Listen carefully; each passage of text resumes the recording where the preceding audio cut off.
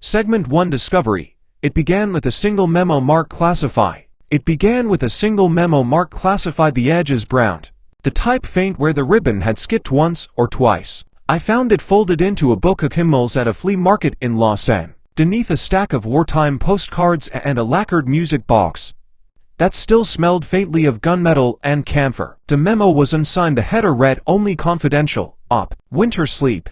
Archive Item 1. Someone long ago had underlined the word Schlafstation by hand and had scrawled, in a different ink, distro. The fold left a diagonal crease across the word classified so that the black letters looked like a shuttered eye. When you spend years assembling fragments, photographs, receipts, marginally the world begins to speak in torn paper. The memo spoke of a psychiatric facility tucked into the slope above a small village in the canton. It spoke of a wartime transfer of personnel. It spoke, with bureaucratic calm, of procedures intended to expedite the reconditioning of hostile or compromised subjects for clandestine redeployment. The sentence was clinical, as if the author had been taught to believe there was an etiquette to describing human ruin. Field Report, the 12th of November 1949. Source, found in volume Cantonal Hymns and Administrative Correspondence, Lausanne Antiquarian Law 217. Paper stock, 1930s German ledger.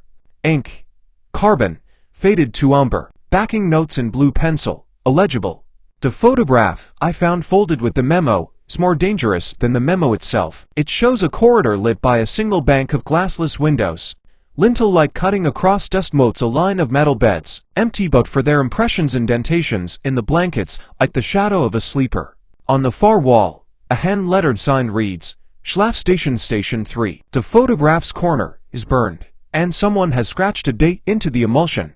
1951. The face of the photographer is not pictured, only their shadow, elongated across the linoleum. I will not pretend this is a neutral exercise. To call yourself a researcher is to accept the deliberate intimacy appropriate to the materials you unearth, the smell of a recurred book when you open it, the tacky wax of cigarette smoke on the margins, the weight of a photograph that seems to remember the moment it was taken. There is a sound, to one I have come to know like an old reel projector warming up, a faint, syncopated thrum that seems to occupy the edges of these pages.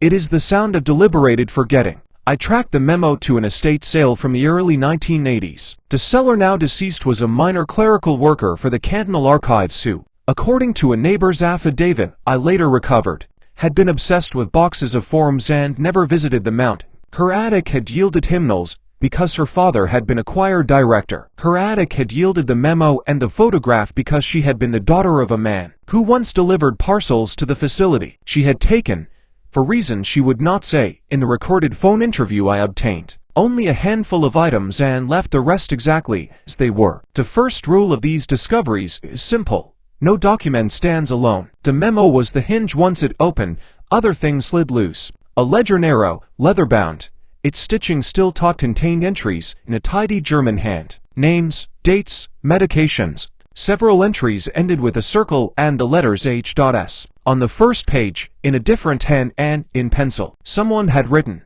Operation Winter Sleep, approved by liaison, the 27th of September 1947. Personnel dossier. Subject, a redacted name. Role, patient. Subject, admitted the 3rd of October 1948. Reported condition, acute psychogenic amnesia or debility, episodes of dissociation, medications administered. Excerpt, sodium pentothal high dose barbiturate, sedation, sensory deferentation. Redacted notes, subject responsive to patterning, observed nocturnal somnolence with irregular electroencephalographic patterns. Dr. O. Haller. The names are, for the most part, redactions in my later files. At the time, the ledger's hands looked human enough.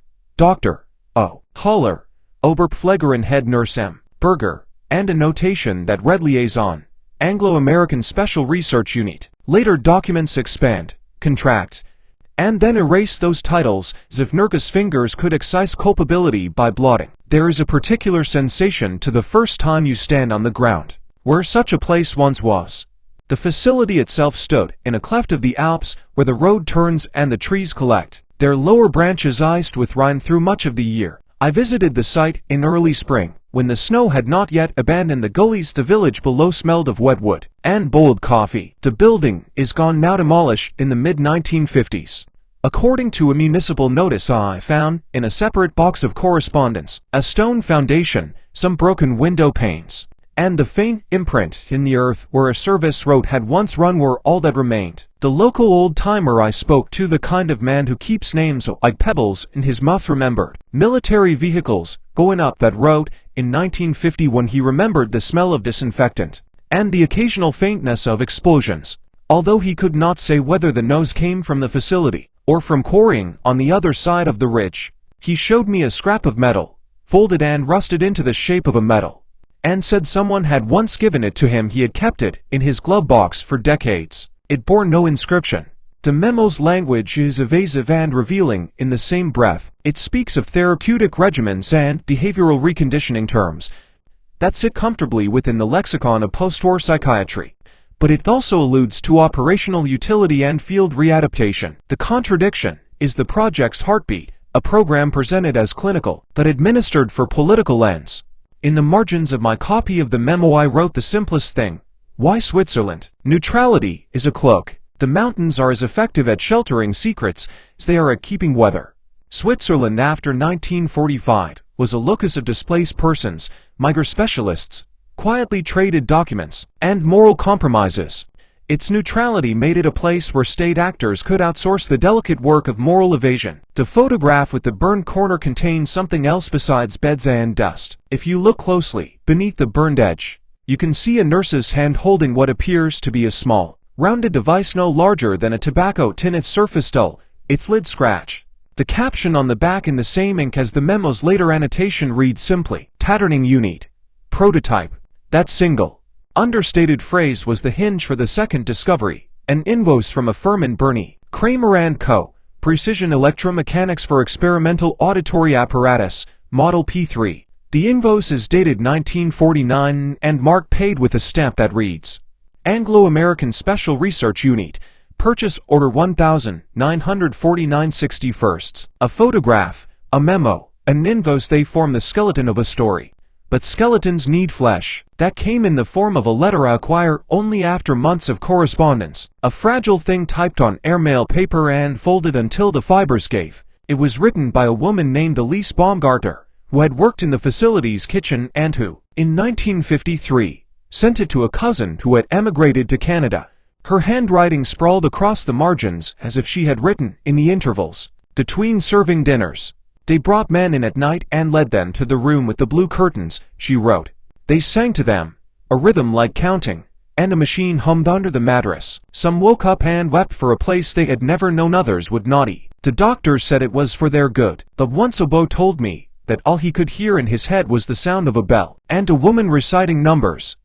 His name was Joseph. They moved him to Station 3 and he never came back to the kitchen. Footnote 1. The authenticity of the Baumgartner letter has been contested. Handwriting analysis by an independent graphologist verified the script as consistent with other household correspondence from the region in the early 1950s. That the letter's provenance is incomplete. Enter the moral problem of evidence. A photograph can be a lie, a ledger a misdirection, a letter an isolated grief. Yet the edges of these things bracket each other, and in the space between them the outline of a program forms.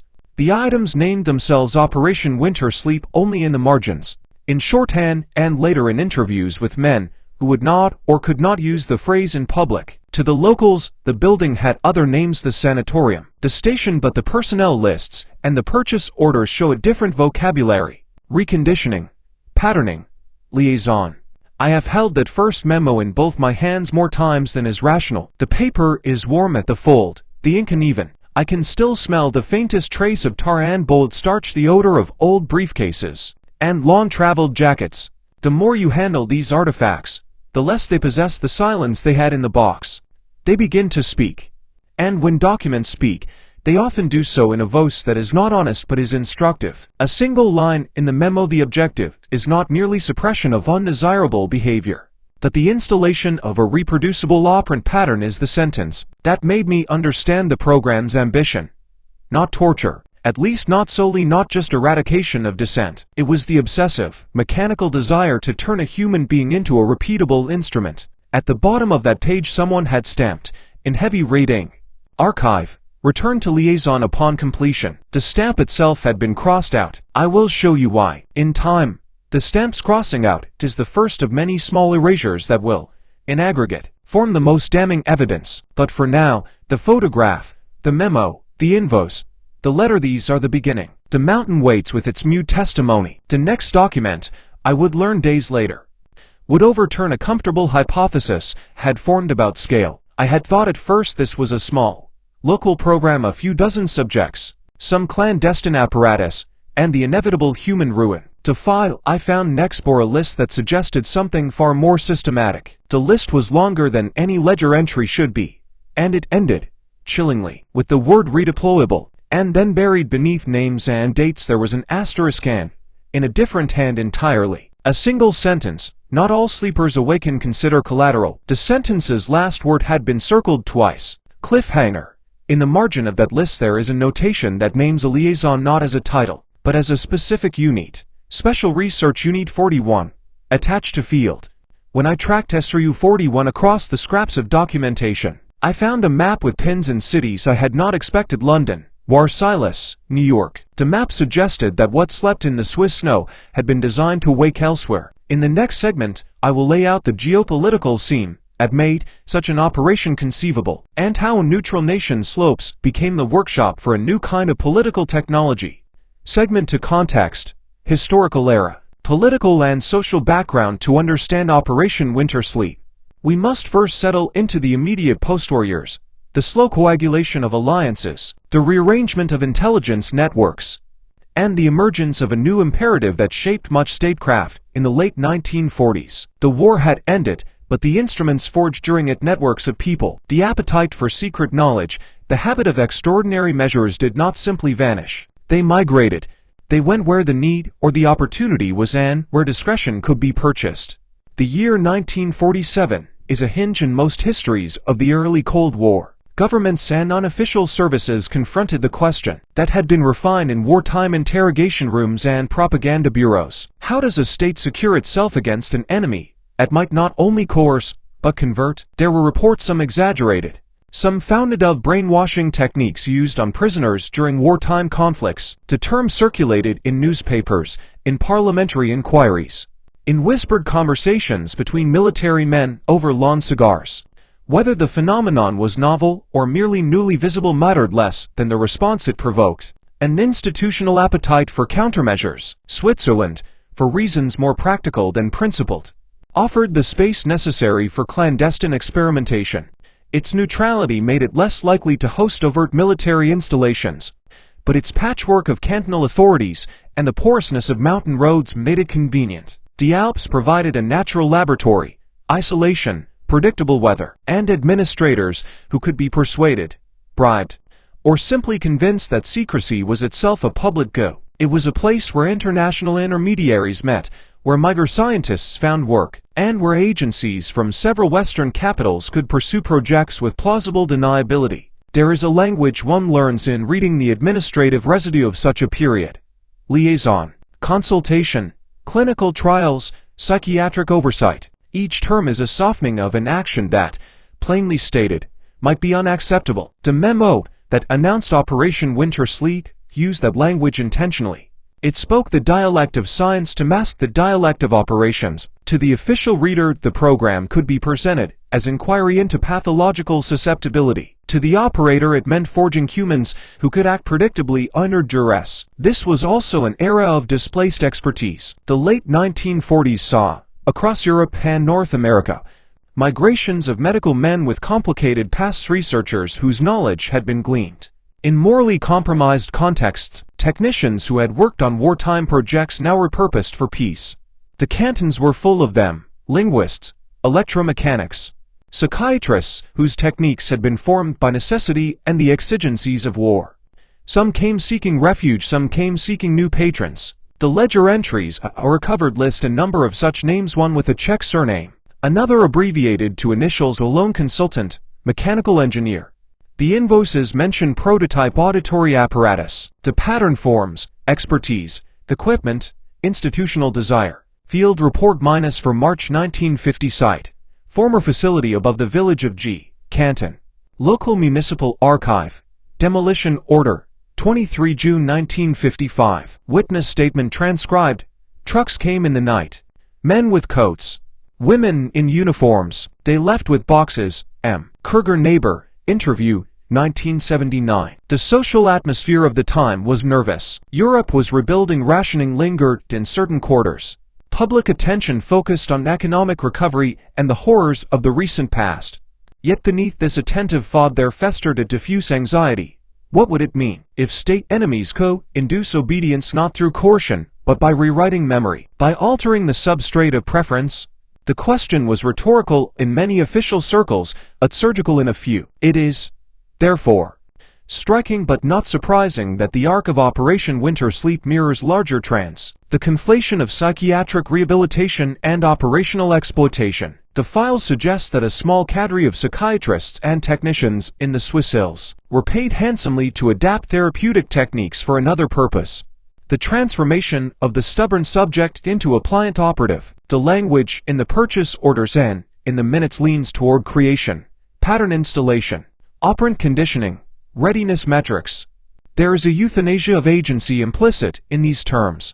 We must imagine also the human bureaucracy. Procurement officers balancing ledgers, assistant doctors filling out forms, a head nurse who might have kept to her routines not because she believed in the work, but because discipline was a shelter. It is the small, daily acts administering a dose, changing a bandage, cleaning a tray that form the scaffolding upon which grander political ambitions were erected. The ledger's neat lines obscure toil and trauma, a signature next to a dosage. A tally of supplies in one column, a tally of singular lives in another. There are other reasons why Operation Winter Sleep would have appealed to an external patron. Switzerland's banking secrecy, though not the primary driver here, provided channels through which discreet payments could be made. The canton's mental health establishments, classified under diverse administrative frameworks, allowed the program to be buried in plain sight as medical research. It would be easy, in such an environment, to pass trial participants across borders to be treated and then redeploy. The memo's curious phrase, redeployable, which I mentioned in the previous segment, thus acquires more import. It suggests an ambition not only to recondition, but to re-inject into operational theaters. I am careful, in presenting this context, to avoid the historian's easy sin of teleology reading a straight line, where there may have been tangles. Yet the documentary residue points to a particular logic. Fear produces technique, technique produces habit, habit produces program. That is the mechanical sequence one reads in cold administrative prose. The human stories lodged inside that sequence, of course, do not behave so neatly. There are, too, questions of moral latitude. Several documents in the archived minutes of a meeting in late 1948 discussed ethical oversight, with the same economy of care one uses when addressing a broken machine. Subject risk-benefit ratio acceptable, reads one sentence, followed by a note. All families to be informed in general terms only. In other words, consent would be attenuated, obfuscated. Those in command of such programs justified their measures through the prism of strategic necessity. The needs of the many outweigh the costs incurred by a few. It is precisely that calculus familiar, terrifying that we must interrogate. Personnel dossier. Dr. Otto Haller partial born. 1903. Bern. Medical training. University of Zurich, 1926. Specialty, psychiatry, electroencephalography. Wartime activity, consultant in psychiatric research. Institutional records ambiguous. Notes. Highly methodical reported interest in memory patterning and entrainment. Clearance level. Liaison Anglo-American. Dr. Haller's name appears repeatedly typed, pencil, eulogized and then erased. He is, in the ledger, a figure who was both clinical and administrative, a man who kept notes in a careful, angular hand whose reports were described in procurement memos as concise and technically competent. He is also a man whose personal correspondence, what little remains, betrays unease. In a letter to a former colleague, one of the few personal papers that survived, he writes, simply, "We are on the wrong edge of knowledge." The phrase is not a confession but a tremor. Why would a neutral nation's psychiatric institution make itself available for such a program?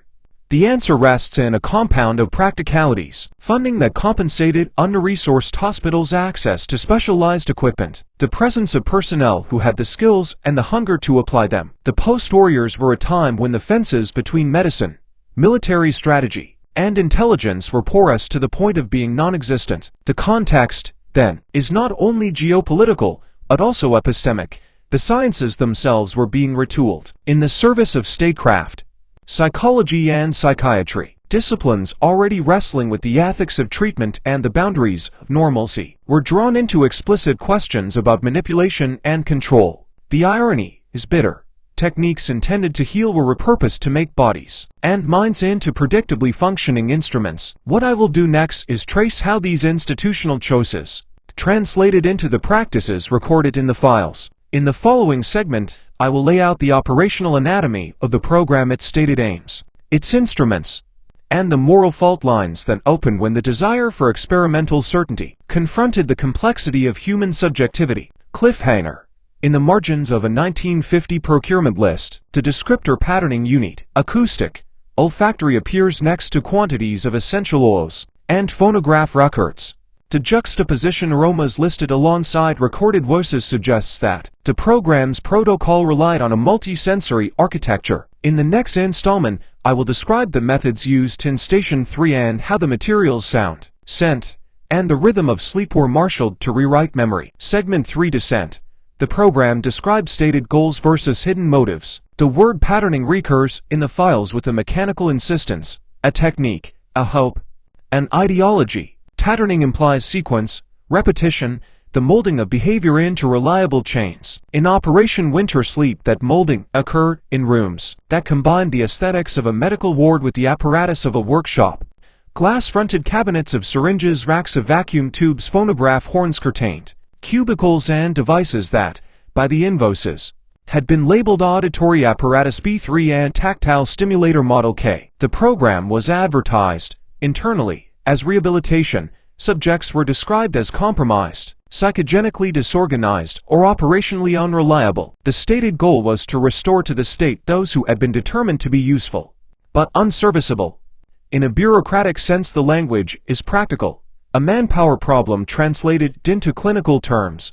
What the documents conceal is the method by which restoration was pursued. A typical protocol assembled from cross-referencing a dozen fragmentary reports began with what staff called staging, a period of enforced convalescence, during which subjects were observed, tested, and catalogued. This was followed by pattern induction sessions of sensory modulation, in which auditory loops, olfactory cues, and tactile rhythms were layered over extended sedation. The intention, as caretakers recorded clinically, was to diminish spontaneous associative processes and accentuate operant responses to specific pattern cues. Field report. The 29th of January 1951 observation. Station 3, Schlafstation. Duration: 72 hours of continuous monitoring.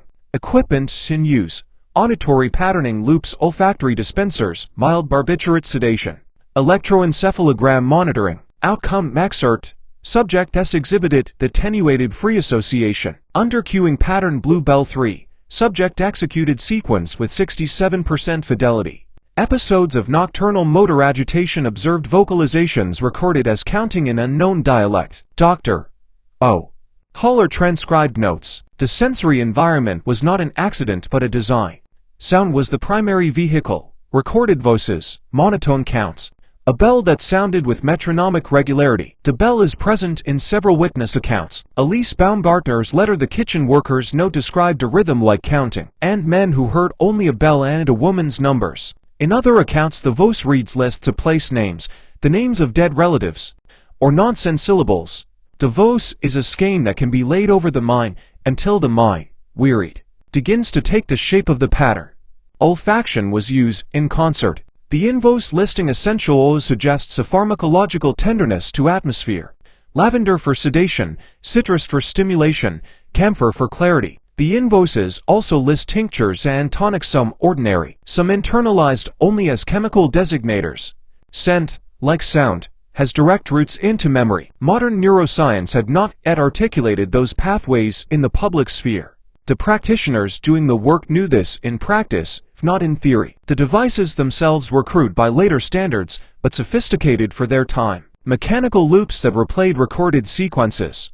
Scalp electrodes that captured the troughs and spikes of E. Pneumatic pads that delivered rhythmic pressure to the torso. The Model P3 auditory apparatus photographs and schematic sketches in the files appears to have been intentionally portable, meant to create an enveloping sound field under bedding. There is a photograph of a bed-mounted apparatus, its cord snaking like a dark river to a control panel manned by a technician whose face is obscured. The clinical reports foreground the language of measurement. Subjects were given readiness scores and operational fidelity indexes. A single table in one reconstruction marked in pencil and likely not original lists subject codes against Q responsiveness at intervals of 24, 48, and 72 hours. The scores vary. Many subjects reached what staff called acceptable fidelity after repeated cycles, but a non-trivial minority registered severe side effects, dissociation, recurrent seizures, long-term amnesia.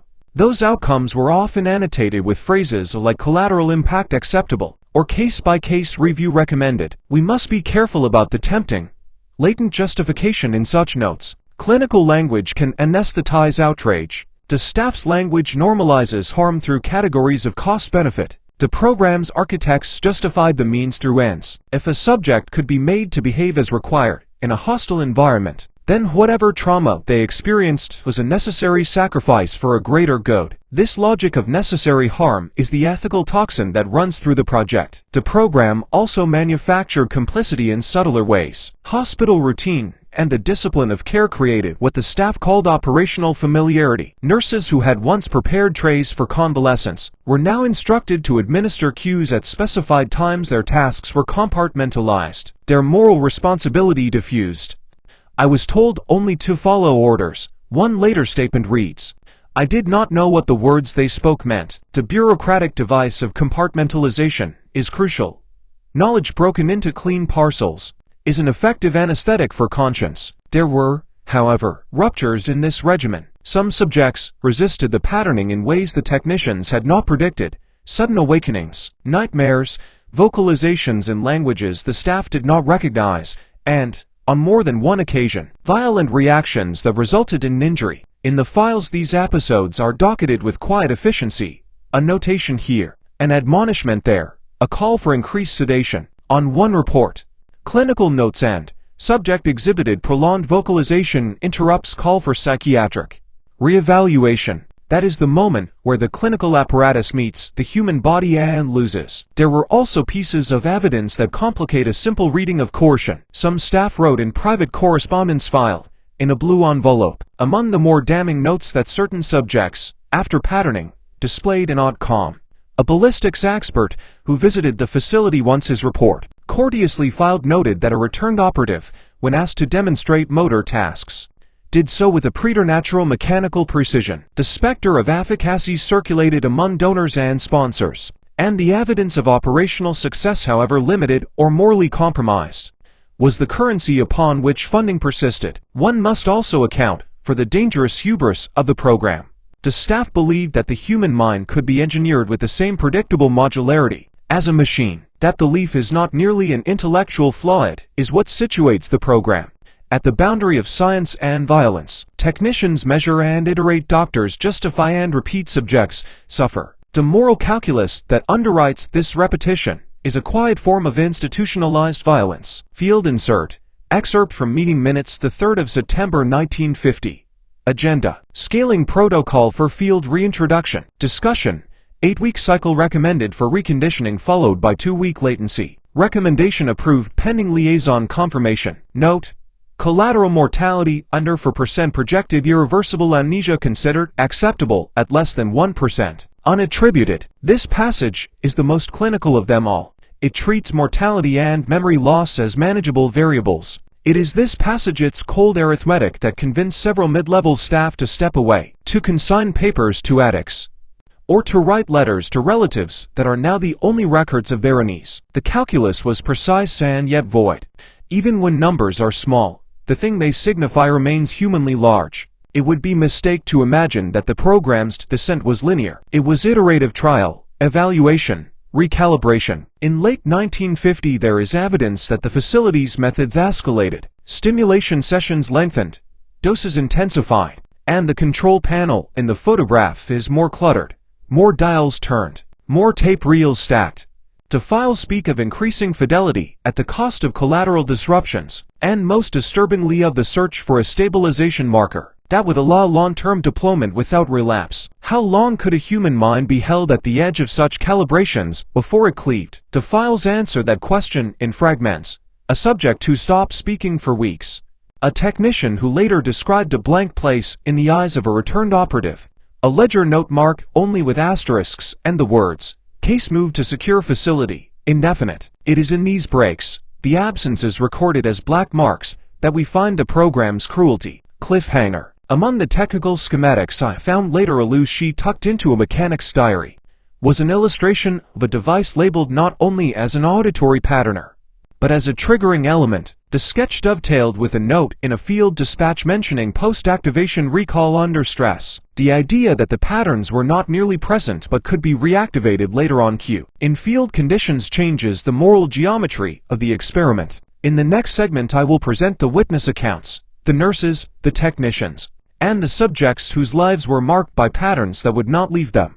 Segment for witnesses, scientists, soldiers, civilians. Letters, reports, interviews. Human moral conflict. The human record of Operation Winter Sleep survives. Not in official reports, those were burned, pulped, or quietly misfiled, but in the tremors of testimony. A nurse's recollection, a technician's confession, an unsigned field dispatch. Together they form a crooked mirror in which truth is glimpsed only when light falls at an angle. The first of these voices belongs to Nurse Marguerite Berger, Oberpflegerin of Station 3, whose deposition, recorded anonymously in 1962 for a journalist's unfinished expose, remains one of the few first-hand descriptions of the facility's interior life. The transcript, rescued from a box marked unsorted interviews, is brittle. The tape had been spliced and mended. The interviewer's voice is faint, the woman's voice low and even. Transcript, interview excerpts rich, 1962 Berger. They told us it was rehabilitation. Most of us wanted to believe that. They said we were helping soldiers forget the war to give them peace. We gave injections, we changed linens, we read to them. But after some months, I noticed, they didn't remember the books. Interviewer, what do you mean? Berger, the next morning, they looked at me as if I were someone new. Always new. Interviewer, did you ask the doctors? Berger, once, Dr. Haller said, memory is a burden we can redistribute. That was when I began to keep notes of my own. Her notes, 7 pages of lined paper, smudged with iodine, were later found hidden behind the false back of a dresser in her family home. They describe ordinary things, the hiss of sterilizers, the reek of alcohol and rest, the way the light from the hallway lamps pooled on the floor like melted tin. Between such mundane details are sentences that fracture the calm. The sound begins at dusk. A bell.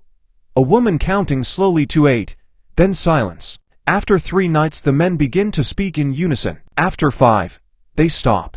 Field report. The 18th of February 1951. Source, Private Diary of M. Berger. Fragment observation. Subject J20 to recite sequence 3 unconsciously, all sleeping. Pulse steady. Pupils contracted. At dawn, subject asks for his mother but cannot name her. Room smells of camphor and smoke. All curtains drawn. Note, entry torn mid-sentence. The diary ends in March 1951. 2 weeks later, Dr. Haller's personnel file records are transferred to administrative leave, and the arrival of 2 new nursing assistants from Zurich. The official reason, health exhaustion. She never worked again in a clinical setting. The second voice is that of Dr. Otto Haller himself. His final letter, dated the 2nd of August 1953, written in pencil on the reverse side of a requisition form for replacement electrodes, Type B. The letter was never sent. It was discovered decades later in the sealed estate of a Basel antiques dealer who had bought crates of government surplus paper. The handwriting slopes downward, as if written in haste.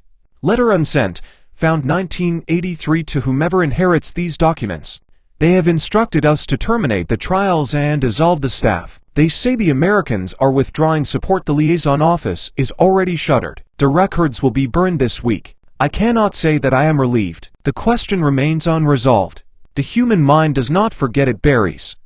We have buried too much. If anyone studies what we began, they must know there were voices in the walls long after the machines were off. That is not metaphor. -o.h. Footnote 2. The authenticity of Holler's unsent letter has been verified through handwriting comparison with University Records Rich, 1925. Whether the voices he mentions refer to auditory after effects experienced by subjects or to his own auditory hallucinations remains undetermined. The third testimony comes from a man identified only as Subject K4, preserved through a single psychiatric evaluation report from 1952, obtained when a Swiss asylum decades later digitized old intake forms.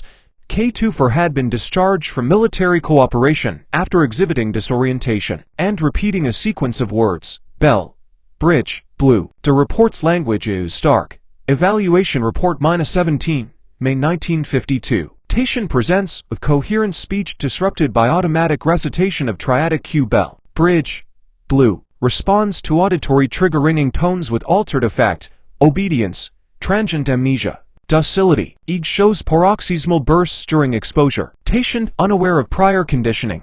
Reports recurring dreams of corridors with blue curtains. Prognosis: irreversible mnemonic dissociation. Recommended long-term observation. The physician who filed this report, Dr. E. Schwab, added a handwritten postscript. Says he smells camphor before the bell sounds. That olfactory trace links back unmistakably to the facility in the Alps. The fourth witness is less direct, a technician's widow. Interview in 1978 by a German documentarian. Her husband, Franz Keller, had worked as a machinist maintaining the patterning unit's Model P3. Her testimony, though fragmentary, offers a glimpse into the emotional corrosion of those who merely kept the machines running. Oral history: the machinist's widow. Broadcast 1978. He never told me what he did there. He came home with his hands smelling of oil and disinfectant. Sometimes, when he slept, he twitched, his fingers moved like he was adjusting knobs.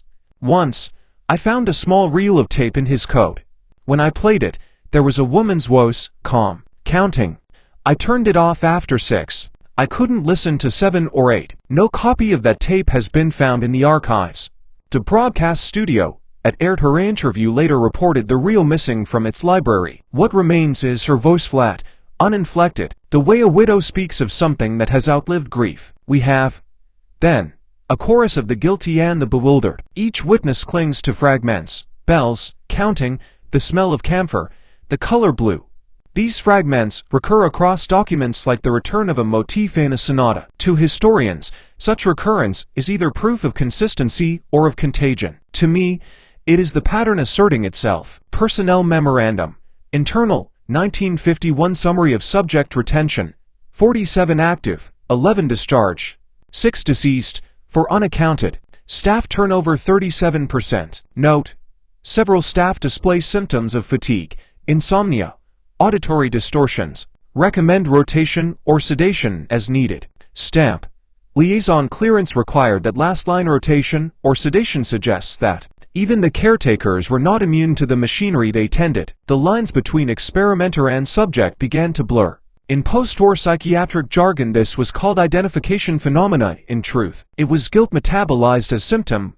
Dr. Holler's private correspondence from the same period corroborates this erosion. In one letter to a Zurich colleague he writes, "I have begun to dream in sequences, lights, sounds, numbers.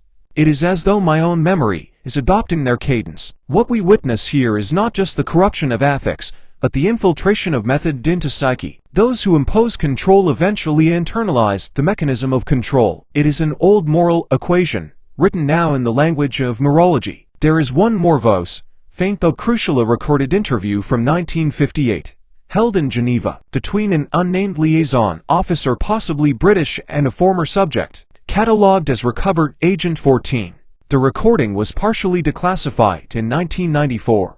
Though much of the audio remains redacted, the surviving transcript reads like the residue of hypnosis. Interview transcript: Agent 14. Redacted interviewer: do you remember your training in the Alps? Subject: I remember sleep.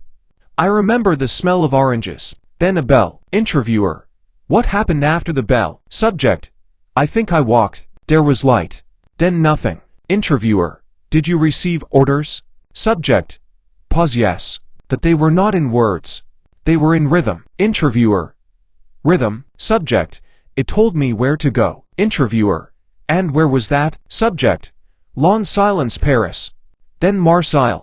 I think I delivered something. A case. After that, I woke up in Bern with blood on my hands. They said it was an animal. I don't remember an animal. Footnote 3.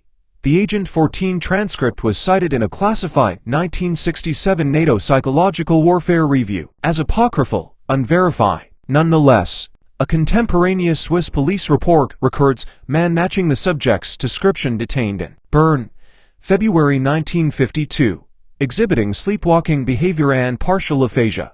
The testimonies converge on one conclusion: Operation Winter Sleep's methods did not end at the mountain. The conditioning protocols appear to have produced, at least temporarily, subjects capable of operating under post-hypnotic cues.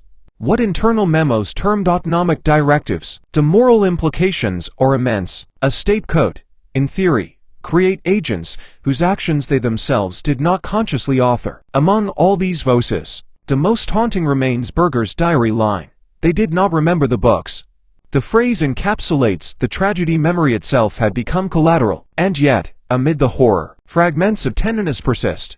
Berger writing a lullaby, in the margins Haller's shaky pencil line, admitting fear the machinist's widow, listening only to 6 before turning the reel off. It is in those moments of refusal, small, human acts of resistance, that the archive still breathes, that the witnesses also bring a new peril. Proof. Testimony invites suppression. In the months following Haller's final letter, several names in the personnel lists are struck through in red pencil. The canton's health office records abrupt transfers, deaths by accident, and one unexplained disappearance in April 1953. The same month, the facility's main building burned to its foundations. The fire was officially blamed on electrical malfunction. Field report -14 in April 1953. Origin point. Basement level. Generator room. Damage.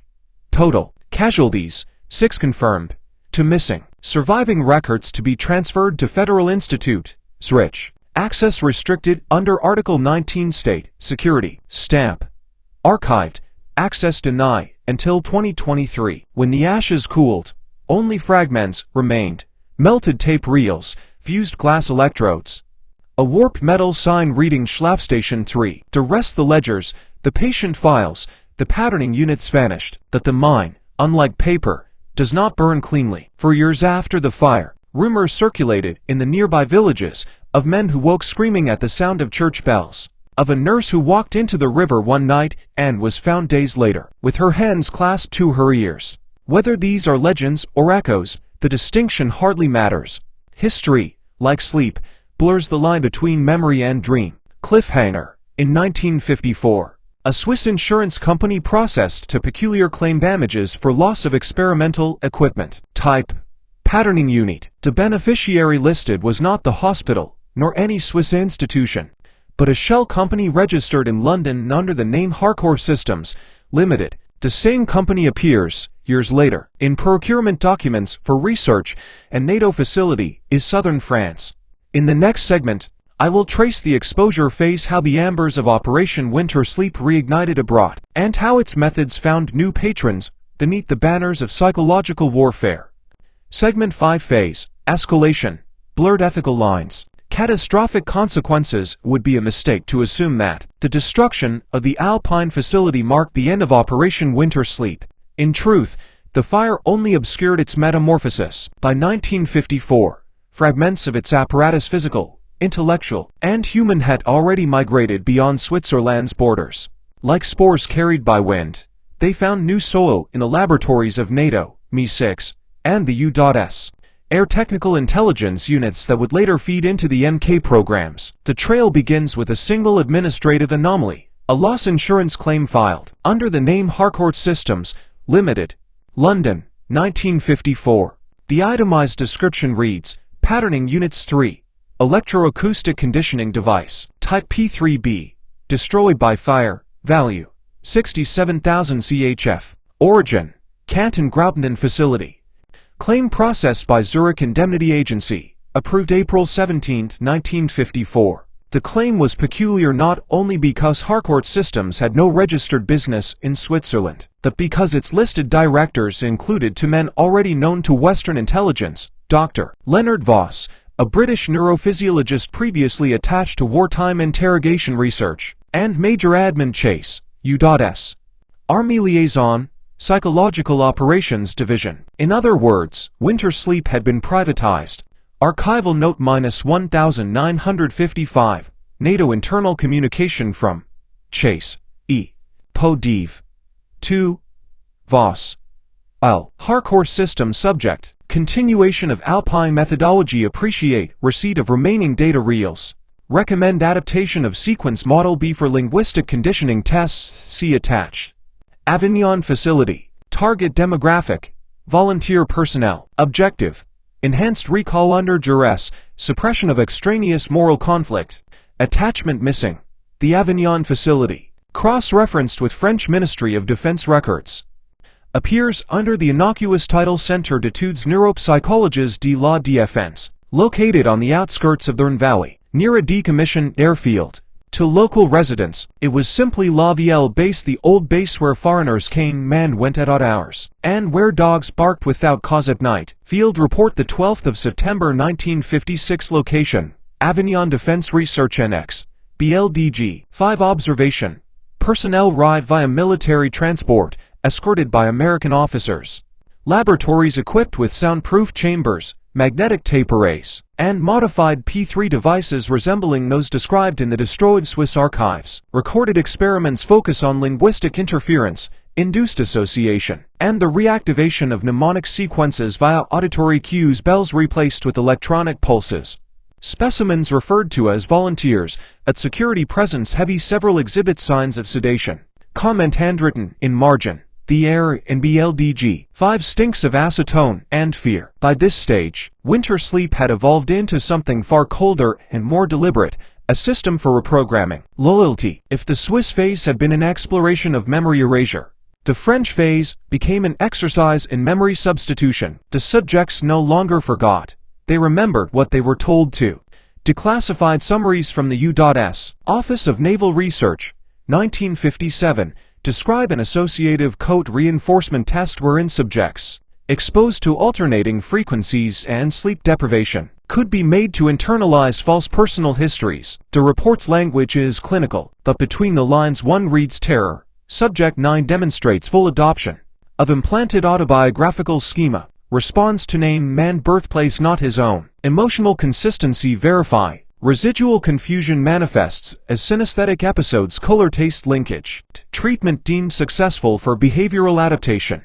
Honor summary, 1957 declassified 1989. The price of such success was human collapse. One of Voss' assistants, Dr. Pauline Morel, later testified anonymously to a Swiss journalist in 1973. Her testimony, never published, survives as a carbon copy labeled Interview for B. Her voice carries the weariness of a scientist whose ideals had been corroded molecule by molecule. They said it was about defense, about protecting the West, but the truth is, they envied what the Soviets were rumored to have. We weren't defending anything. We were competing in cruelty. When asked what she remembered most, she answered, the way they measured silence. Every room had a meter for decibels of quiet. They said the brain dreams louder when it cannot hear itself think. Personnel dossier. Subject AF3 redacted nationality, French background, prisoner. Algerian campaign captured 1956, transferred 1957 procedure, sequence induction. Model B7 outcome, subject demonstrated full compliance upon auditory stimulus sequence 7 pulse. Postoperative evaluation, obeys verbal suggestion with no recall, after stimulus withdrawal. Disposition, discharge 1958. Field integration footnote. French military records confirm Agent 47F deploy in covert operations, North Africa, 1959. Subsequent behavior described as mechanical, unresponsive to pain, terminated self by drowning. Case remains classified. By the late 1950s, the experiments had spread like veins through a continental body. Zurich, Avignon, Naples, Frankfurt, London. Each node bore a different codename: Oral Drift, Sable Choir, Project Enoch, but the language of the files is unmistakably inherited from winter sleep. Repeated motifs, sequence, bell, obedient state, reconstruction of effect, and always, buried deep in the margins, the same handwriting slanting, angular of Dr. Otto Holler. The name appears again in a NATO memorandum dated November 1958. By then, he should have been dead, presumed lost in the 1953 fire. Yet his signature, faint but identifiable, appears beside a requisition for P for prototypes, neuroacoustic synchronization devices. The line beneath his name reads simply, Consultant Non-National. Whether he survived under an assumed identity, or whether his name was being used as cover, is unknown. But within months of that signature, a series of anomalous events began unfolding across Western Europe. Case file.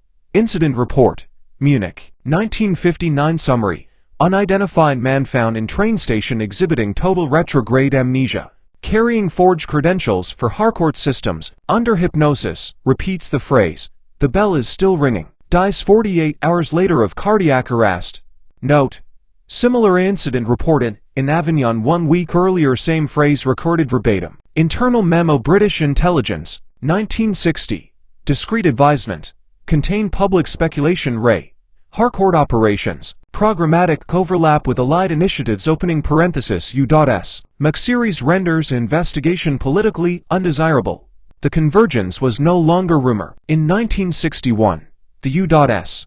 Congress received a classified briefing titled Progress in Behavioral Conditioning Techniques. Western Collaboration. Among the documents presented was an anonymous Swiss origin methodology report describing memory compartmentalization through acoustic sequencing. The signature block had been torn off, but the watermark read W.S. Alpine Division. By that time, the Alpine Division did not exist. Officially, it never had. The geopolitical logic was impeccable in its madness. As the Cold War deepened, nations sought not just weapons of destruction, but weapons of obedience. An army that forgets fear. An operative that forgets conscience. A citizen that forgets truth. Winter sleep's ideology had been refined into a doctrine. Control begins when memory ends. This phrase appears on a microfilm reel, discovered among NATO research minutes from 1962. Stamped across the margin. Confidential, do not circulate outside PSYOP Steve. One can trace the echoes of that doctrine far beyond the laboratories. Documents from British and American propaganda offices between 1960 and 1963 reveal experimentation with subliminal audio tones in radio broadcasts to Eastern Europe. The official explanation, morale operations, the reality, acoustic conditioning, field memorandum. Operation Resonance 1960 to applied harmonic modulation at 812 Hz. Integrated into voice of freedom transmissions. Objective. Induce receptivity and emotional synchronization in target listeners. Prototype frequencies derived from Alpine acoustic matrices Harcourt legacy data. If this memorandum is genuine and it has been authenticated by 3 independent historians, then the methods born in the isolation of a Swiss psychiatric ward had, by the early 1960s, reached the living rooms of millions. The expansion brought consequence. By 1963, several personnel associated with the early experiments began to die under strange or ambiguous circumstances. Dr. Leonard Voss, apparent suicide. London notes missing. Major admin chase. Automobile accident. Avignon file sealed. Dr. Pauline Morel, overdose. Marseille journal confiscated. Each case labeled non-suspicious. In the private correspondence of an American intelligence officer, one line stands out. They've started cleaning the archive. In the wake of these deaths, the paper trail abruptly narrows. The one-item and undelivered parcel intercepted in Zurich, April 1964 reopens the path. Inside was a charred metal plate bearing an engraving in German, Das geht nie schläft nicht. The memory does not sleep. The parcel was addressed to a professor at the University of Geneva, a psychologist known for his studies of mass suggestion. Attached was a note, unsigned, for when they tell you it never happened. Cliffhanger. 1 year later, in 1965, a series of classified American field reports describe unexpected behavioral anomalies among agents stationed in Europe, individuals who had never been near the Alpine or Avignon facilities. Among their symptoms, spontaneous sleepwalking, auditory hallucinations, and involuntary recitation of sequences of numbers. The report's title, Post-Pattern Contagion. In the next segment, Erasure, the archive itself begins to disintegrate. Documents vanish, witnesses die, and the boundary between experiment and experimenter dissolves. Segment 6 phase, vanishing documents, deaths, contradictory reports. It is often said that history is written by the victors, but there are moments rare, catastrophic, when history is written by the custodians of its disappearance. In the years between 1965 and 1972, the trail of Operation Winter Sleep turns to ash. Letters redacted into illegibility, archives misfiled, buildings demolished, names excised from registries. Yet, within those absences, one can still trace the silhouette of intent. The first disappearance was bureaucratic. The Harcourt Systems file in London's Companies Register, expunged in 1965 for administrative redundancy. A week later, the Ministry of Defense recorded the accidental destruction of all associated invoices in a warehouse fire. Insurance adjusters found no evidence of arson, only the peculiar fact that every single burned document concerned neuroacoustic research. Then came the Human Vanishings Field Report, the 3rd of November 1966. Location: Zurich. Subject: Dr. Otto Haller alias O. Hartmann. Confirmed deceased. Summary: unidentified male body recovered near the Zürichsee embankment. No identification. Fingerprints partially erased. A note found in pocket reads, Sequence 7 complete. Body under alias unknown. Addendum: handwriting comparison, inconclusive. DNA unavailable. Status: unresolved. The report was quietly filed under obsolete materials, not to be circulated. Yet one marginal annotation, added in a later hand, poses a question historians still debate: if he completed the sequence, who issued it? By 1967, the post-pattern contagion phenomenon had become too visible to ignore. Agents stationed in Berlin, Athens, and Lisbon reported identical hallucinations, rhythmic auditory patterns preceding blackouts, or fugue states. Some began drawing diagram spirals, waveforms, circles with a bell at their center. To outsiders, these looked like the scrawls of the deranged. To those who knew Winter Sleep's internal symbology, they were unmistakable. Internal memo: SOP Steve. The 12th of March 1967 recommends suspension of auditory stimulus training pending review. Several field operatives display mnemonic dissociation consistent with alpine conditioning residue. Confidential note: cross-contamination via transmission signals remains possible. Evaluate all media carriers for embedded frequency artifacts. Handwritten addendum: it's in the airwaves now. The idea that memory could spread, that conditioning might outlive the laboratory, terrified even its creators. The same men who once dreamt of molding obedience began to fear infection. A moral rot had become literal contagion. In Geneva, 1968, an archivist named Leonard Suter requested access to defunct psychological research files. Canton Graubenden.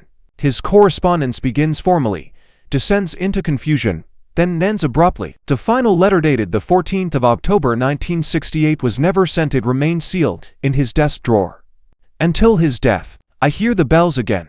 Not from the church, they come through the walls, through the light fixtures. I think the archive itself remembers. The paper smells of camphor. I will go there tomorrow. If I do not return, please burn what remains. Letter found unopened.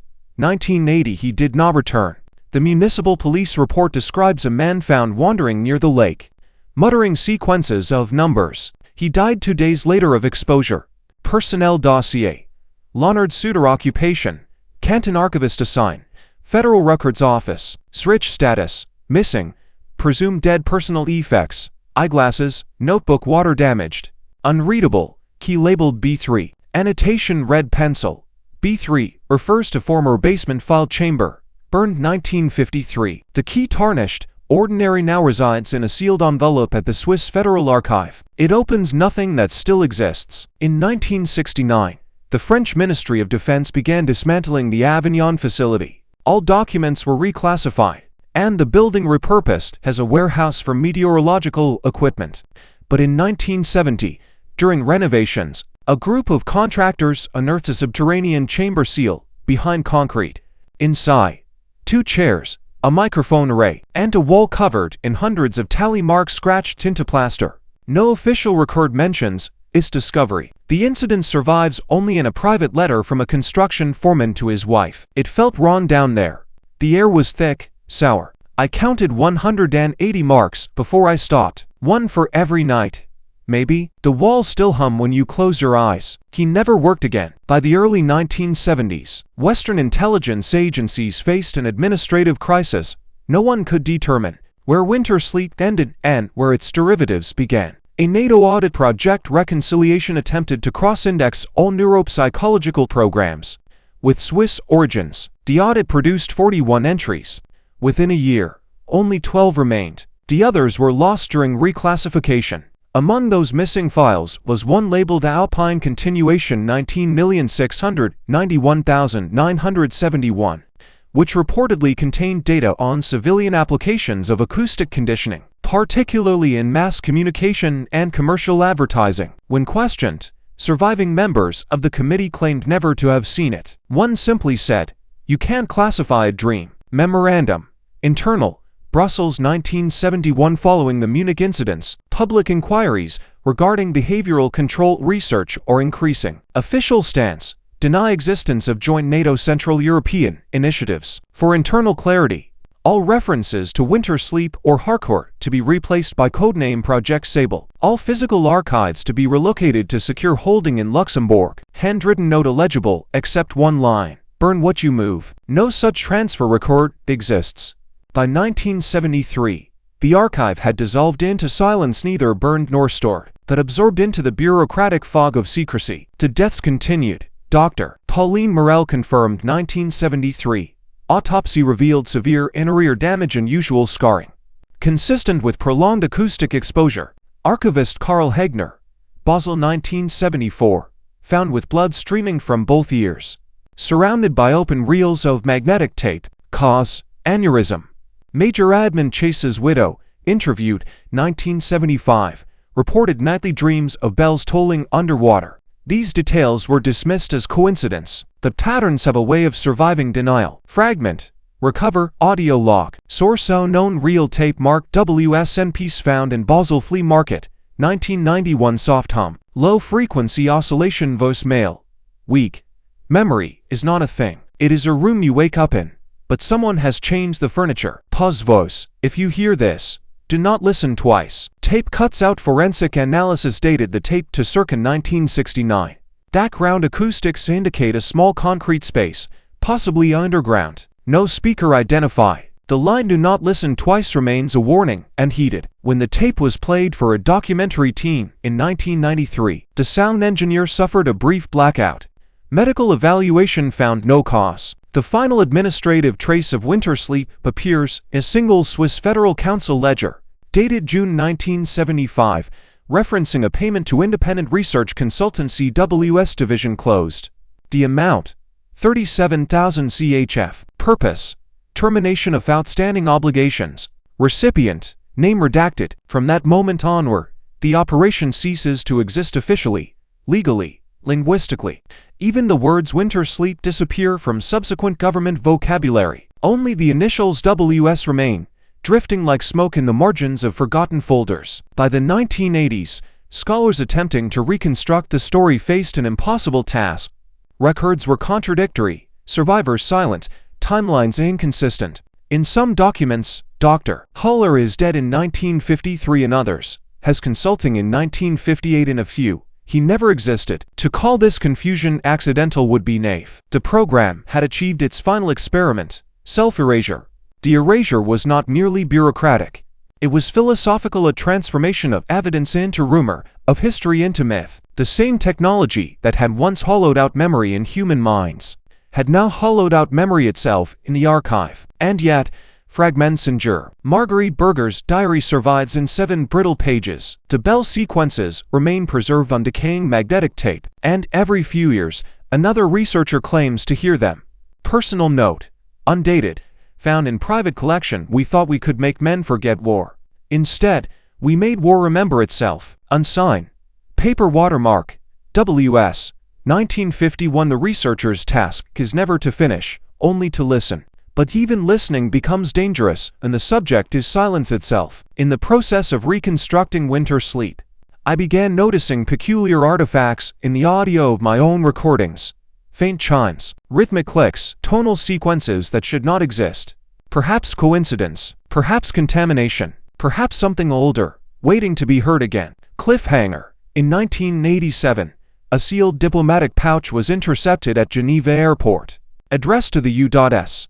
Department of Defense. Inside was a single reel of inch tape labeled Alpine Pattern 7 Restoration Copy. The contents have never been released. According to one customs official who briefly handled it, the reel emitted a faint metallic ringing, like a small bell. Field report. The 12th of November 1949 Facility. WSLO2, Canton of Bern, Switzerland. Observer. LT.F. Hartmann translated from German. The corridors are never dark, only dim. Lights never switch off completely. They hum, a low vibration that seems to pass through the walls. The patients, or rather, the subjects, rarely speak now. They stare at the bulbs, as though something in the light itself calls to them. The ward, the Silence War, was not listed in any official Swiss medical directory, even among the personnel of Operation Winter Sleep. It was a rumor, a restricted level beneath the psychiatric complex at WLO2. Its existence came to light only after the recovery of a mislabeled supply invoice dated June 1949, referencing sublevel 4, extended isolation units. The corridors below the main hospital were constructed in 1947, ostensibly for radiation containment, yet no Geiger counters were ever installed. Instead, each chamber was lined with thick, tatted walls and equipped with a constant low-frequency sound emitter. Officially, the devices were meant to stabilize patients suffering from acute psychotic dissociation, and officially, they were testing thresholds. Dr. Emil Gerster, a neurologist previously employed by the U.S. Psychological Division, had proposed the idea that sleep deprivation combined with sensory inversion could render the human mind susceptible to external influence. The ward became his laboratory. A sound that thinks. One of the few surviving witnesses, a nurse named Hilda Gardisler, later testified to the Red Cross in 1957. Her statement was heavily censored, but the fragments remain haunting. They were not asleep, but neither were they awake. They floated somewhere between the two. We called it the gray state. They would stop responding to names, to pain, even to light. But when the tone changed, when the hum rose by a fraction, their fingers twitched. Their mouths formed shapes, like they were speaking back to the sound. Dr. Gerster had theorized that thoughts could be entrained by rhythm. Each patient was subjected to cycles of auditory pulses between 4 and 8 Hz frequencies, corresponding to natural human sleep patterns. He believed that by maintaining subjects at the edge of consciousness, he could rewrite their memory pathways. Documents recovered decades later from the Swiss Federal Archives include a single, chilling phrase in Gerster's own handwriting: "If sleep, 'tis where the mind forgets itself, then perhaps it is also where obedience begins." Personnel dossier. Dr. Emil Gerster, born 1905, Zurich. Education, University of Basel. Neurology. Wartime service, OSS liaison, 190,445 Munich Division. Postwar appointment, Director, WLO2 Experimental Psychiatry Unit. Notes, reported missing, 1953. Body never recovered. The patients of Room 6 housed 6 men, all former prisoners of war, 3 German, 2 Polish, 1 French. Their records list them as volunteers for neurotherapy, though evidence suggests coercion. The ward's temperature was maintained at a near constant 12 C, supposedly to induce metabolic slowing and suppress resistance. Weekly logs indicate progressive loss of language, followed by emotional flattening. One by one, they ceased responding entirely. The final entry, dated the 19th of December 1949, reads, "All 6 now synchronized. Pulses match external frequency to within 0.02 variance. When tone ceases, heart rate collapses." To outside observers, it might have seemed a failed experiment, but to Gerster, it was proof. The sound had become an external heartbeat. A marginal note in red pencil appears beside the log. Begin phase 2. At instruction. No records survive describing what instruction entailed. If the tape fragments in 1976, a Swiss journalist named Rita Baumann discovered a collection of unlabeled reel-to-reel tapes during the demolition of a government storage annex near Thun. The reels were marked with nothing but the code WSLS 49. When played, most contain only static, long stretches of low hum. But one reel, reel 7A, captured something faint beneath the nose, a man's voice, whispering in German, then English. "You are not alone. You are listening. You will listen." Daumann turned the tapes over to the Neue Zürcher Zeitung, but they never published the findings. The reels vanished during transfer to federal custody. The official response was terse, no known relevance to ongoing investigations. Footnote: the authenticity of the 1976 tapes remains unverified. Acoustic analysis performed in 1983 by its Rich noted a subharmonic signature, consistent with 1940s vacuum tube oscillators, to Dream Records in early 1950. New equipment was installed in the silence ward, modified electroencephalograph capable of continuous recording. Gerster's assistant, Dr. Oscar Ullstein, wrote in his journal, "He no longer speaks of therapy, only of alignment. He claims he can guide the dream itself.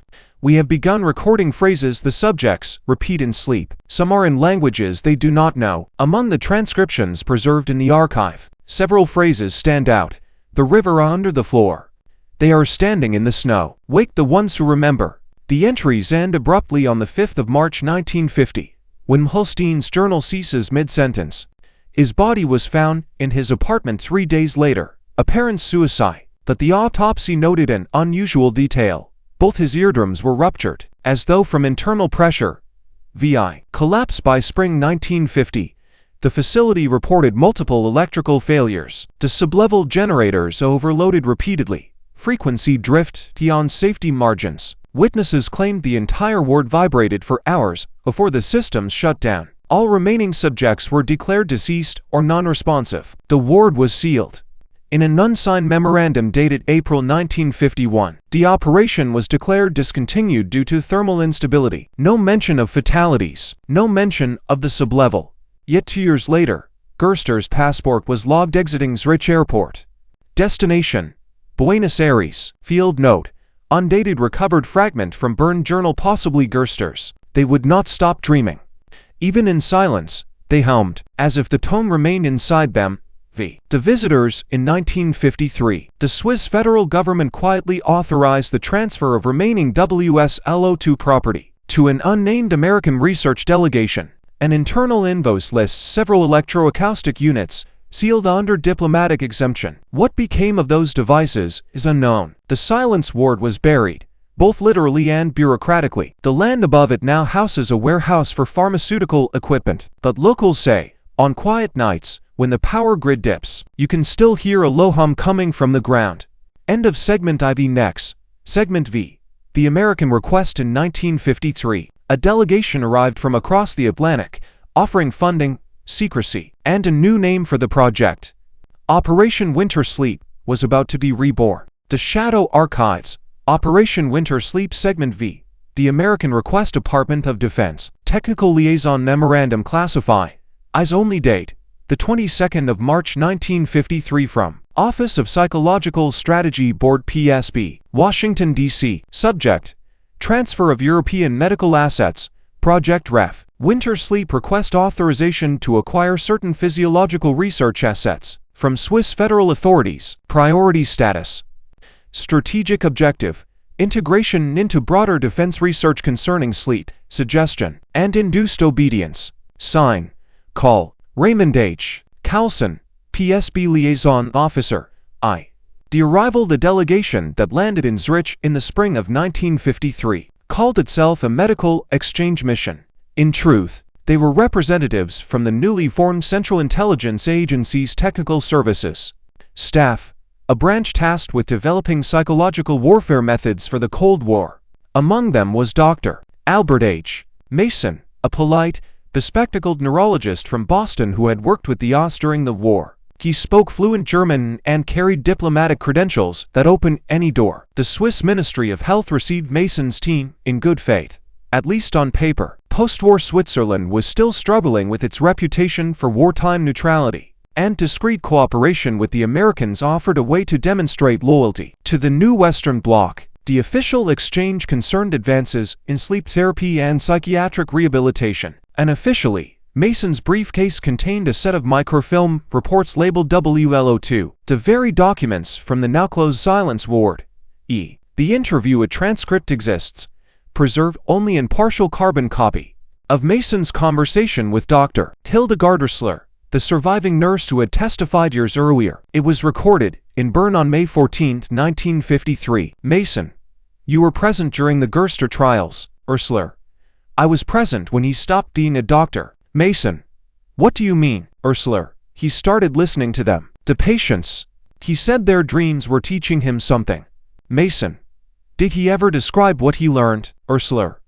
Lon Posse said obedience was only a matter of rhythm, that you could make anyone believe if you taught them to breathe the same pattern. The interview ends with Mason thanking her for her service to history. The last line, however, is hers. You Americans think you can buy silence, but the sound never really stopped. Project Spindle. By late 1953, the CIA had established a covert front in Geneva under the name Landstiel Medical Research Associates. Its charter promised humanitarian collaboration on treatment for war-induced trauma. Internally, it was Project Spindle, the American continuation of Winter Sleep.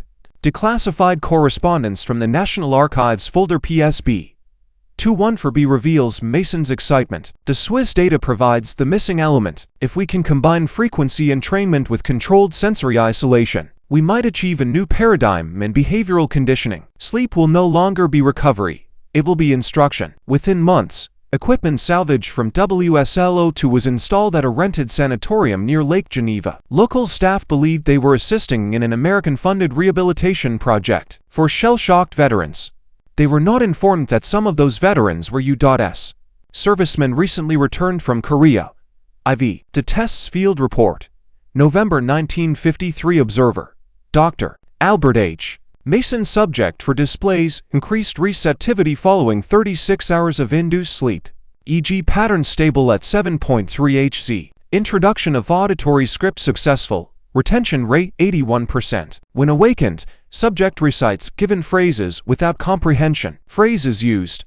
The cold brings clarity. Obedience is rest. When you dream, you serve. The tapes used in these sessions were labeled simply as Tone A, Tone B, and Instruction Phase. Mason's notes indicate a recurring technical problem. Some subjects exhibited frequency feedback, reporting auditory hallucinations long after the machines were turned off. They hear the tone even in silence, Mason wrote. Perhaps Gerster's theory was not madness, but resonance. V. The visitor from Washington. On December 10, 1953, an unannounced visitor arrived at the Geneva facility. Colonel Raymond Carlson, Mason's superior at the Psychological Strategy Board. His arrival marked a shift from research to application. Carlson had no medical background. He had spent the war running propaganda broadcasts across Europe, and after 1945, he joined the CIA's newly conceived Behavioral Operations Division. Witness accounts describe him as blunt, chain-smoking, and fascinated by control. A surviving memo records his orders. We've spent years teaching men how to kill on command. Now teach them how to believe on command. VI. Failure or success. By early 1954, several subjects had been terminated after severe neurological degradation. Others displayed paradoxical effects, temporary amnesia followed by obsessive compliance with even trivial instructions. One technician, Private James Beale, later claimed that Carlson ordered a live demonstration for visiting American officers. Beale's unsigned affidavit dated 1957 recounts. They played the tone, asked the man to kneel. He did. Asked him to stop breathing. He tried. Then the tone cut out, and he fell like someone unplugged his soul. Officially, no deaths occurred during the Geneva trials, but internal correspondence tells another story. A telegram from Mason to Carlson restricted to the 18th of February 1954 reads, "We are losing subjects faster than we can prepare them. The tone becomes unstable after 48 hours continuous use. Suggest termination or relocation to remote site." V. The burning of Landsfield. On the night of March 3, 1954, the Landsfield facility caught fire. The official Swiss police report cites an electrical short, yet several witnesses reported hearing a low-frequency vibration moments before the explosion, a deep pulse that rattled the glass. Dr. Mason was pulled from the wreckage with severe burns and lung damage. He never spoke publicly again. Carlson, who had departed 2 days prior, returned to Washington carrying a sealed diplomatic pouch. The pouch's contents remain classified. Personnel dossier. Call. Raymond H. Carlson, born 1911, Illinois service, U.S. Army Psychological Warfare Division, OS postwar role, CIA liaison, behavioral operations status, died 1961. Official cause, heart failure. Notes, audio equipment found in residence produced subsonic tone at 7 Hz. V. Aftermath. In 1955, the surviving fragments of winter sleep research were absorbed into what would later be known as McUltra. The project's existence would not surface for another 2 decades. Mason spent his final years teaching at a small college in Vermont. He never published again, but one letter, discovered in his estate, hints at his state of mind. I thought I was studying obedience, but what I built was a mirror, and when I looked inside, it was humming. Footnote. Opening parenthesis U.S. Senate hearings in 1977 briefly mentioned a Swiss auditory conditioning experiment. Under code name Spindle, the Mo records were produced. Whether this referred to winter sleep remains debated. X. To file transfer. The last verifiable entry in the winter sleep chain is dated August 1955, signed by a clerk at the U.S. Embassy in Bern. Shipment received 6 crates, contents unspecified, forwarded under seal to Camp King, Germany. Camp King would later serve as one of the earliest known McUltra testing grounds. What those 6 crates contained, no one knows. By 1955, Operation Winter Sleep had changed hands, names, and motives, but its hum continued to echo through every corridor. The Cold War. The Shadow Archives. Operation Winter Sleep Segment VI. Erasure 1955196-1 Internal Communication. CIA. Technical Services Staff Date. The 14th of September 1955. Subject. Project Winter Sleep. Consolidation effective immediately. All records, assets, and associated materials concerning Operation Winter Sleep and Project Spindle are to be transferred to centralized custody under TSD Directive 41. Field officers are reminded that local documentation must be destroyed following verification. Any personnel inquiries should be redirected to the Psychological Operations Branch, Room 116, Q Building, Langley. The memo ends with a handwritten note. If it hums, cut the power. The vanishing paper trail between 1955 and 1957. Files referencing winter sleep began disappearing from European and American archives. Medical supply ledgers, customs declarations, and even payroll documents show unexplained erasures. Where there should have been item codes and patient numbers, clerks found blocks of black ink. Entire pages redacted. One archivist at the Swiss Federal Records Office recalled that some folders were removed not by officials, but by men in plain suits who spoke flawless German and carried U.S. diplomatic passes. When he asked for receipts, he was told, "This material does not exist in your inventory." He later reported that the room itself, Storage Vault No. 9A, was sealed and relabeled unusable due to humidity damage. Humidity, however, does not explain burn marks on the shelves. The death of Dr. Mason. Obituary. Burlington Free Press, April 12, 1956. Dr. Albert H. Mason, formerly of Geneva and Boston, passed away unexpectedly in his Vermont home. A respected neurologist and educator, he is survived by his wife and daughter. No mention of his government work. No cause of death. An unverified coroner's note, discovered years later, suggests asphyxiation, though there were no signs of struggle. Neighbors reported hearing a faint electrical buzz from Mason's study the night he died. When police entered the room, they found a reel-to-reel recorder still running. The tape was blank, except for a low hum that rose and fell like slow breathing. Field note -1956, recovered transcript fragment, subject deceased. Recorder intact. Playback induces resonance in room fixtures. Recommend immediate destruction. No record indicates that recommendation was followed. The cold file in 1957. U.S. Army Intelligence created a summary document titled Postwar Mind Conditioning Programs. European Overview. The section referencing winter sleep consists of only 7 sentences. Swiss and U.S. Collaboration. 19,471,955. Focused on sleep-induced suggestibility. Field results inconclusive. Terminated due to structural instability. Personnel dispersed.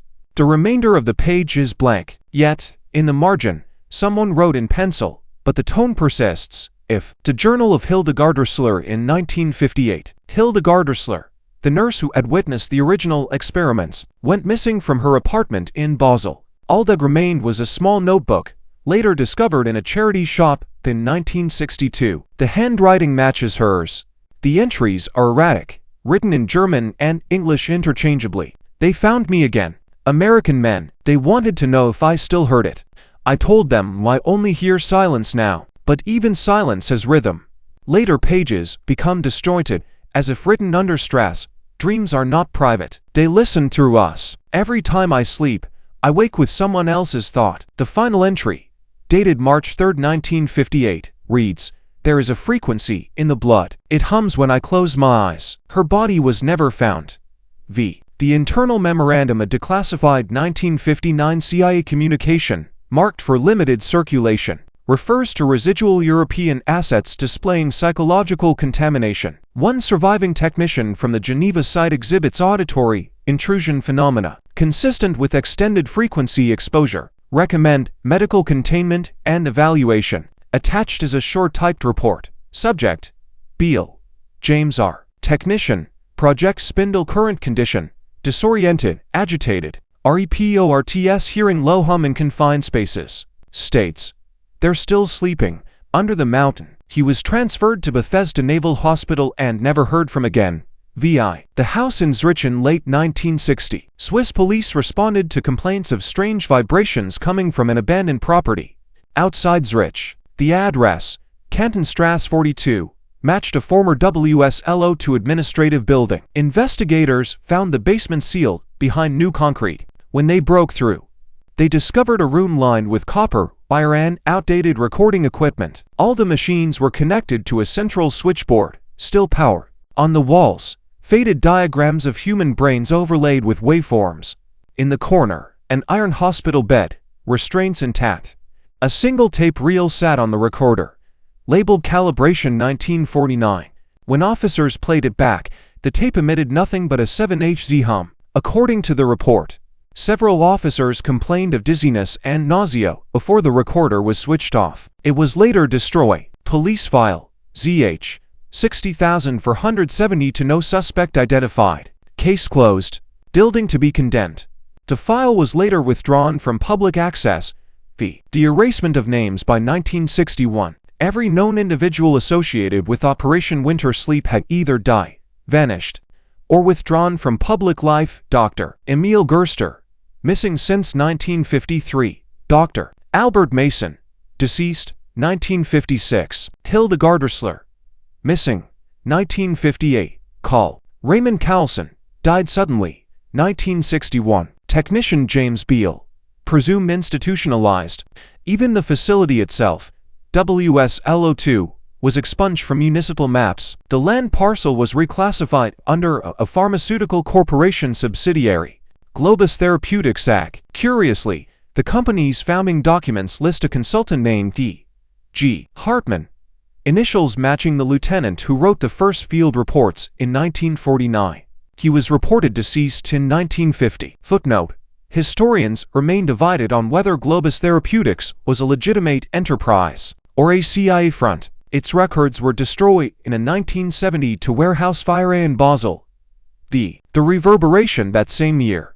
A brief paper appeared in a small medical journal in Lausanne, Acoustic Modulation and the Human Autonomic Response, by E.G. Hartman, M.D. It described experiments involving subsonic frequencies and sleep paralysis, notably at 7.3 Hz. The study concluded, subjects exhibit synchronized pulse and breath when exposed for prolonged intervals. Continued exposure induces temporary suppression of voluntary thought. The article was withdrawn after one issue. The publisher cited translation errors, yet the journal's editor later admitted the manuscript arrived anonymously, already typeset, paid for in cash, with no return address. X. Last entry. CIA archive reference size 67/12 winter sleep research terminated. Remaining documentation stored under indefinite classification. Residual effects in former personnel remain unexplained. Typed below that, the tone continues in some forms of tinnitus, possibly psychosomatic. Handwritten beneath, or not, X. The reconstruction. Later researchers in 1980. An independent historian named Martin Kessler gained limited access to declassified Swiss and American materials. He published a monograph, The Forgotten Frequency, arguing that Operation Winter Sleep was the precursor to all Cold War mind control research. When asked about the missing data, he replied, "You can erase paper, not resonance. Whatever they started in those tunnels never stopped. It's just quieter now." Kessler died in 1982 from a sudden cerebral hemorrhage while giving a lecture in Geneva. Witnesses said the overhead lights flickered just before he collapsed. By the early 1960s, Operation Winter Sleep existed only as rumor, a whisper among intelligence officers, a warning among doctors, a ghost in the archives. But every now and then, in some forgotten basement or mislabeled tape, the hum resurfaces, patient, steady, waiting. End of segment VI. Erasure next. Segment V. Reflection. In the end, there were no confessions, no justice, only silence, and the faint vibration left in the world it touched. The question now is not what they built, but whether it ever truly stopped. The Shadow Archives. Operation Winter Sleep. Segment V. Reflection 1960 to present. Archive reference. WSR 7 status. Concluded. Authorized for partial review only. Handle with care. Emotional contamination reported in prior review teams. To return to the file room, it took 3 years to locate what was left of the Winter Sleep dossier. Most of the material had been repackaged, microfilmed, mislabeled, or simply vanished. But one box remained, deep in the Geneva sub-basement where the lights buzz faintly and the air smells of dust and ire. Inside, a handful of charred photographs, a cracked tape reel, and a single report typed in German on brittle onion paper. At the top, in faded red ink, "Do not attempt playback beyond 45 seconds. Someone had drawn a line beneath it, a human hand, trembling slightly, visible in the pressure marks. The sound of memory. I did not play the tape at first. I simply sat there, listening to the quiet hum of the fluorescent lights, realizing how much that sound resembled every description in the files. It was as if the facility, or the archive itself, carried a faint residue of the experiment. When I finally did press play, the speaker gave only a low tone, flat, indistinct, like the resonance of an old refrigerator. But beneath it, if you listen long enough, there were small irregularities, pauses, clicks, breaths. At first I thought they were artifacts of age or decay. Then I began to suspect otherwise, because after 30 seconds, I could swear I heard a voice, distant but forming. "Wake not yet." I stopped the tape. The surviving nurse in 1964. A woman matching Hildegard Ursler's description was reportedly seen working as a hospital orderly in northern Italy under a different name. No official record confirms it, but a photograph surfaced decades later. A tired woman in a white uniform, standing by a window. The caption on the back reads only, "She remembers," in fragments. When compared to earlier portraits, the resemblance is uncanny. The same jawline, the same narrow eyes. But what struck me most was the expression. Not fear, not madness, but a kind of resignation, as if she'd learned to live beside the hum.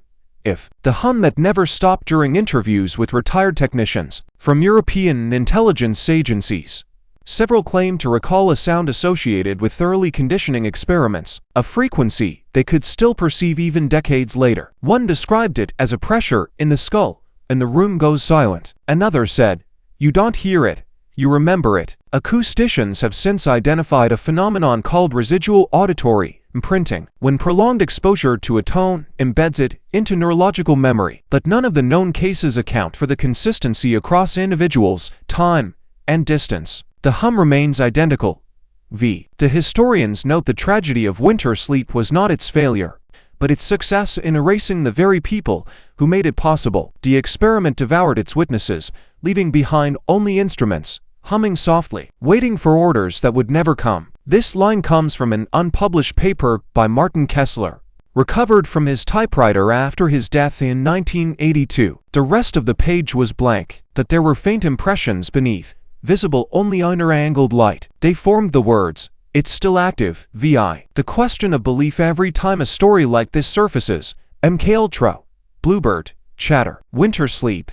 The same question returns. Did it really happen? Historians argue over documents, linguists study redactions, skeptics dismiss the evidence as Cold War paranoia, but none of that addresses the deeper unease, the feeling that truth, once buried, seeps back in stranger forms.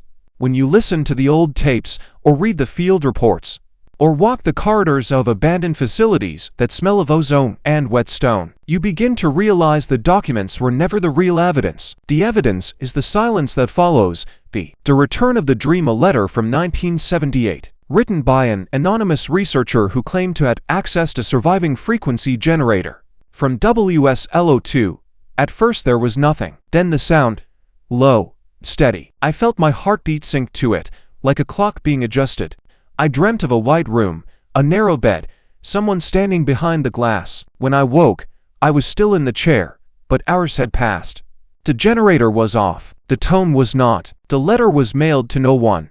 Found unsent, in a private archive, v. Archive footnote. The authenticity of this letter remains disputed among historians. However, spectral analysis of the included tape fragment confirmed a consistent 7.3 Hz modulation, the same frequency referenced in earlier winter sleep documents.